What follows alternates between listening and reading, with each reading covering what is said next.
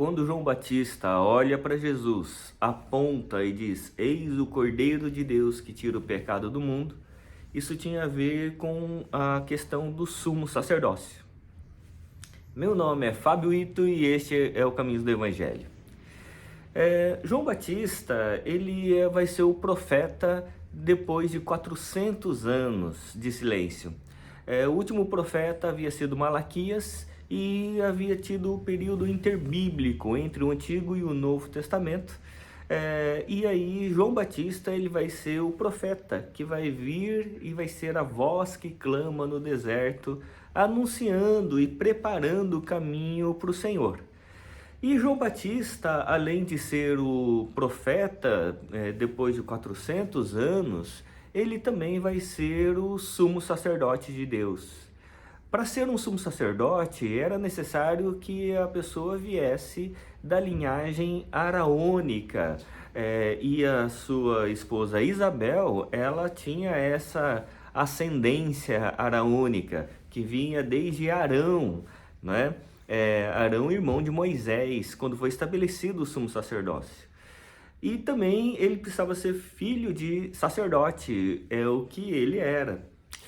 É interessante isso porque o sumo sacerdote, ele tinha uma posição muito elevada na sociedade e também na religião judaica. Ele era o sumo sacerdote, o sacerdote principal, aquele que fazia a oferta pelo pecado uma vez ao ano, com relação ao pecado do povo. Era o evento mais importante e somente o sumo sacerdote poderia entrar no Santo dos Santos, diante da Arca da Aliança, para fazer a oferta pelo pecado.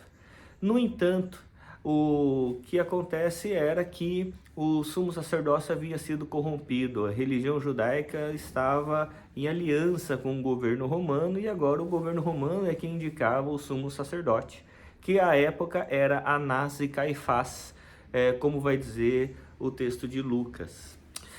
Então, é interessante isso porque essa questão do sumo sacerdócio, João Batista sendo o sumo sacerdote de Deus e não o sumo sacerdote da religião, ele vai ir para o deserto ao invés do templo. Ele vai vestir peles de camelos ao invés das roupas talares. Ele vai comer mel silvestre e gafanhotos ao invés da gordura da libação. Ele vai viver denunciando o erro e o pecado da época. Mas quando ele aponta e diz para Jesus: Eis o Cordeiro de Deus que tira o pecado do mundo, ele vai ratificar para todos que ele de fato era o sumo sacerdote.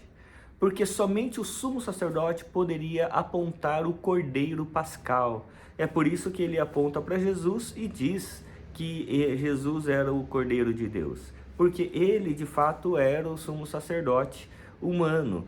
Mas quando ele aponta para Jesus, ele vai anunciar o sumo sacerdote divino, porque Jesus, além de ser o profeta, além de ser o rei, Jesus também era o sumo sacerdote definitivo de Deus. O sumo sacerdote, aquele que varia a relação e a intermediação entre Deus e nós.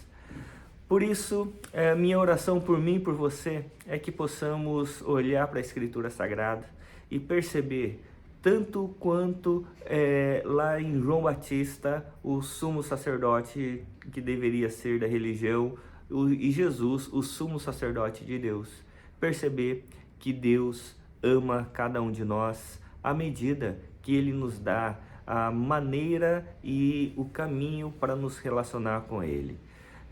A maneira por meio de João Batista não é pelas estruturas religiosas que muitas vezes são corrompidas, mas é por meio de Jesus Cristo, que é o Cordeiro de Deus, que tira o pecado do mundo e que definitivamente estabelece a relação entre nós e Deus, perdoando os nossos pecados e fazendo de nós filhos. Que Deus assim os abençoe, em nome de Jesus. Amém.